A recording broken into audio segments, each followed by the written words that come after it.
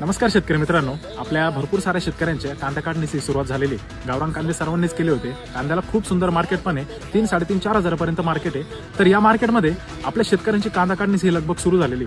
पण प्रत्येक शेतकऱ्याचा असा डोक्यात एक प्रश्न येतोय, ज्या शेतकऱ्यांचे 3-3.5 महिन्याचे कांदे झालेले, आपल्याला कांद्याची एक शेवटची फवारणी घ्यायची आहे. पण त्या शेवटच्या फवारणीमध्ये जो कांद्याचा दांडा बांधलाय, तो दांड्याचा पूर्ण रस हा कांद्यात उतरला पाहिजे, कांद्याला चकाकी वाढली पाहिजे आणि भरघोस असं उत्पन्न निघलं पाहिजे. तर मग तो शेवटचा फवारा आपण काय घ्यायला पाहिजे? तर आपण इथं सिजंटाचं जे कल्टर येतं, ज्यात आपल्याला एक मॉलिक्यूल भेटतो पॅक्लेबुटरॉझोल, तर आपण हा इथं हे कल्टर आपण घेतलं पाहिजे. प्रति एकर आपल्याला हे 50 ml वापरलं पाहिजे. त्याच्यानंतर आपण याच्यासोबत बोरॉन घेतलं पाहिजे. बोरॉन आपल्याला 250 ग्रॅम वापरायचं आहे प्रति एकर. आणि त्याच्यानंतर आपण 0050 ही जी ग्रेड आहे ही आपण 1 किलो वापरली पाहिजे. म्हणजे अर्थातच कल्टर, त्याच्यानंतर बोरॉन आणि 0050 हे तिघांचं एकत्रित कॉम्बिनेशन करून आपल्याला आपल्या कांद्याला हा स्प्रे करायचा आहे.